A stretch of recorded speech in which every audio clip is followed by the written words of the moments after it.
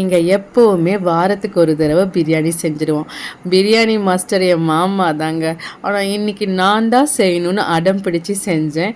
Biryani recipe mostly எல்லா வீட்லேயும் செய்கிற மாதிரி தான். ஆனால் நம்ம செய்யும் போது ஒரு சந்தோஷம் இருக்கும்ல, அது பர்ஃபெக்ஷனாக வரணும்.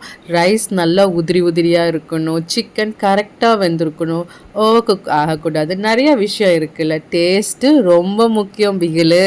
ஸோ அதனால் பக்கத்துலேயே மாமா இருந்து இதை இப்படி பண்ணு அப்படி பண்ணுன்னு சொல்லிக்கிட்டே இருந்தார். ஜாலியாகவும் இருந்துச்சு.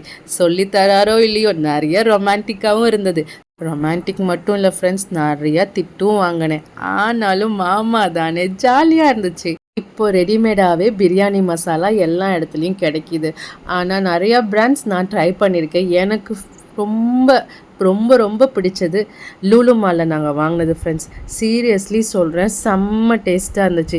இங்கேருந்து 3/4 மணி நேரங்க நம்ம வீட்டிலேருந்து. ஆனால் இந்த பிரியாணி மசாலா தீந்தால் உடனே கிளம்பிடுவோம். ஆனால் மத்தியானத்துக்கு அங்கே தான் சாப்பிட்ணுன்னு பிளான் பண்ணிவிட்டு போவோம். அங்கே நிறைய சின்ன சின்ன கடை இருக்கும். ஸோ ஜாலியாக ஃபேமிலியோட டைம் ஸ்பெண்ட் பண்ணி பிரியாணி மசாலாவையும் வாங்கிட்டு வந்துடுவோம். உங்கள் வீட்டு பக்கத்தில் லூலு மால் இருந்துச்சுன்னா மறக்காமல் ஒரு பேக்கெட்னாச்சும் வாங்கி ட்ரை பண்ணி பாருங்கள்.